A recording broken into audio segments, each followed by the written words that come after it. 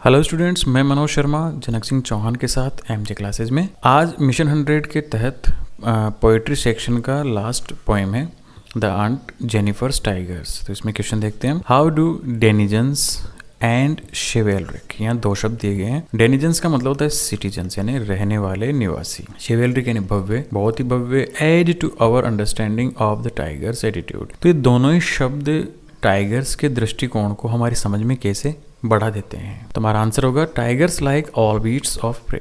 कि जो टाइगर्स हैं, यहाँ पर लाइक का मतलब पसंद करना नहीं है, तरह। तो जैसे अन्य शिकारी जानवर, बीस्ट यानी जानवर, तो अन्य शिकारी जानवरों की तरह जो टाइगर्स हैं are the denizens of the forest, वो जंगल के निवासी होते हैं। They live far away from human settlements, और ये बहुत दूर रहते हैं मानवीय बस्तियों से, यानी मानवीय जो कॉलोनीज हैं उनसे ये दूर रहते हैं। दे आर कॉल्ड शेवेलरिक, तो इनको क्या कहा गया है, शेवेलरिक, पराक्रमी, भव्य। This shows the majestic and honourable position, तो ये इनकी शानदार, मैजेस्टिक का मतलब भी भव्य, तो इसकी भव्य और ऑनरेबल यानी सम्माननीय, इनकी जो सम्माननीय स्थिति है दैट दे ऑक्यूपाई, जिसको इन्होंने ऑक्यूपाई कर रखा है, पा लिया है in the world of animals, जानवरों के संसार में। So the use of denizens and chivalric for the tigers add to our understanding of their attitude. Denizens और शिवेलरिक जो वर्ड्स है उनका प्रयोग हमें इनके दृष्टिकोण में और भी बढ़ोतरी करता है या और अच्छी तरह से समझ में आता है। Why do you think Aunt Jennifer's hands are fluttering through her wool? आप ऐसा क्यों सोचते हो कि आंट जेनिफर के जो हाथ हैं वो फ्लटरिंग यानी कांप रहे हैं, थ्रू हर वोल, अपने ऊन के जो कार्य कर रही है, ऊन से जो बुनाई का काम कर रही है उसके अंदर कांप क्यों रहे हैं। इन द सेकंड स्टांजा, दूसरे छंद के अंदर, why is he finding the needle so hard to pull, और वो जो सुई है, नीडल है, उसको खींचने में, यानी उसको बुनाई के अंदर उस सुई को बहुत मुश्किल से वो निकाल पा रही है, ऐसा क्यों है। आंसर होगा aunt Jennifer's hands are moving through her wool. Aunt Jennifer के हाथ बहुत ही मुश्किल से वो निकल पा रहे हैं, वो खींच पा रही है अपनी सुई को। They are weaving tigers in the panel, और वो क्या कर रही है, वीविंग यानी बुन रही है टाइगर्स को, टाइगर्स यानी वो जो बाघ हैं उनके चित्र वो पैनल पर बना रही है ऊन से। She is finding the needle very hard to pull, और उसे लग रहा है कि उसे सुई खींचने में बहुत ज़्यादा जोर लगाना पड़ रहा है। The unpleasant and bitter experiences of her married life lie heavy on her. अब उसका समस्या क्या है कि उसकी ज़िंदगी के जो अनप्लीजेंट, जो अच्छे ना लगे, बहुत ही कड़वे अनुभव रहे हैं ऑफ हर मैरिड लाइफ, कि अपनी शादीशुदा ज़िंदगी के बहुत कड़वा अनुभव उसके साथ रहा है, और ये अनुभव ही लाई यानी पड़ा होना या बंधे होना, हैवी ऑन हर, बहुत ही भारी तरीके से उसके साथ पड़ा हुआ है या बंधा हुआ है। This makes the pulling of the needle so hard, और यही चीज उसकी जो सुई है उसको खींचने में बहुत ज्यादा भारी कर देती है, कठिनाई महसूस हो रही है। क्वेश्चन नंबर 3 है, what is suggested by the image massive weight to uncle's wedding band. यहाँ पर क्या सजेस्ट किया गया है, क्या सुझाव दिया गया है, क्यों सुझाया गया है एक इमेज, एक कल्पना, मैसिव वेट, बहुत भारी भरकम वजन, अंकल की शादी, अंकल की शादी का जो भारी भरकम वजन है उसका एक बैंड यानी बंधन, जो चाची है उसके ऊपर अंकल की शादी का भारी वजन पड़ा हुआ है। इसका क्या मतलब है। Answer, massive weight of uncle's weddings is a suggestive imagery, कि अंकल की शादी का जो वजन है वो एक कल्पना की बात है।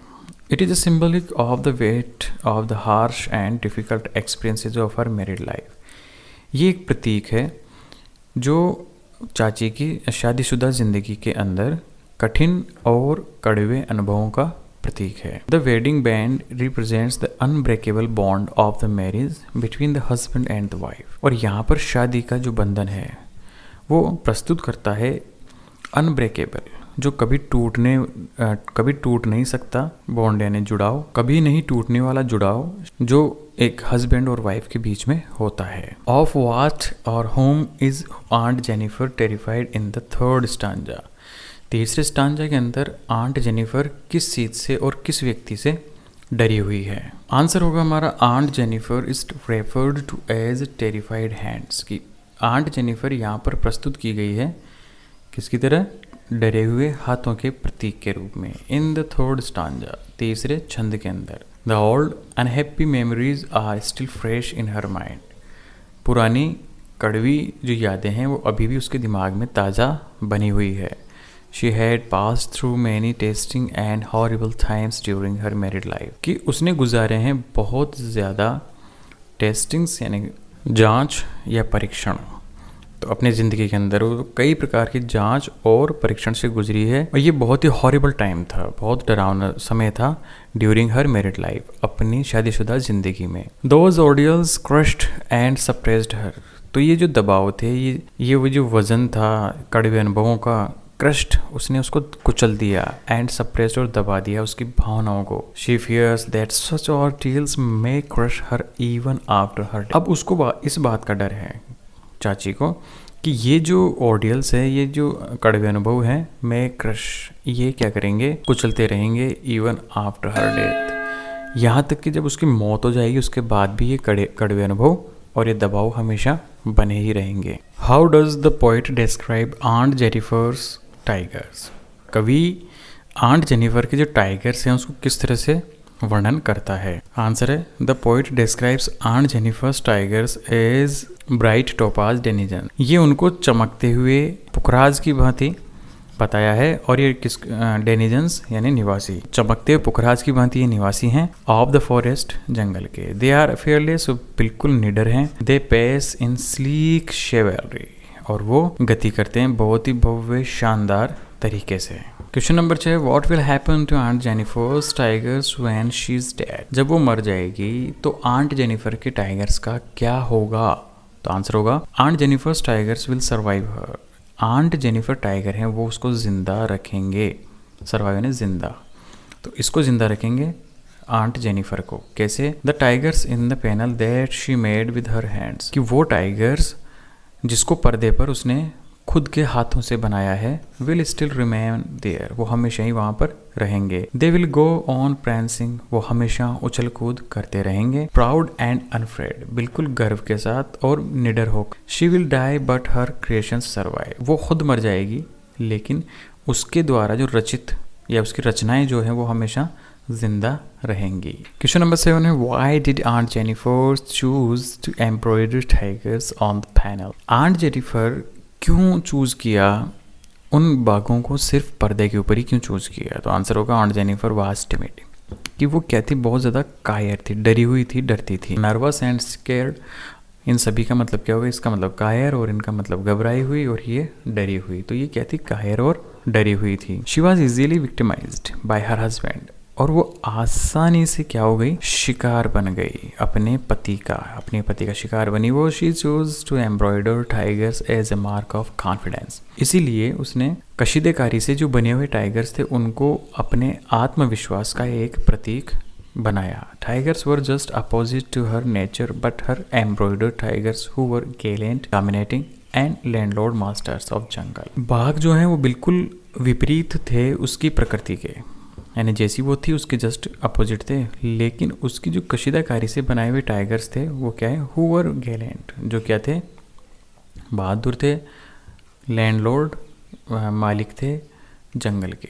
She expressed her desire which couldn't get fulfilled, और उसने वो इच्छाएं बताई जो कभी उसकी पूरी नहीं हुई। Question number 8, why do you think aunt Jennifer created animals that are so different from her own character? आप ऐसा क्यों सोचते हैं कि आंट जेनिफर ने जो जानवर बनाए हैं वो बहुत ज़्यादा अलग थे उसके खुद के चरित्र से? आंसर होगा really Jennifer has created tigers so different from her own character. वास्तव में जो आंट जेनिफर ने जो टाइगर्स बनाए थे वो उसके खुद के जो चरित्र था उससे बहुत ज़्यादा अलग थे। They don't fear the man beneath the tree, वे उन व्यक्तियों से बिल्कुल भी नहीं डरते थे जो पेड़ के नीचे खड़े हैं। They face in sleek chivalric certainty, वो बहुत ही शानदार और गर्वीली चाल से चलते थे।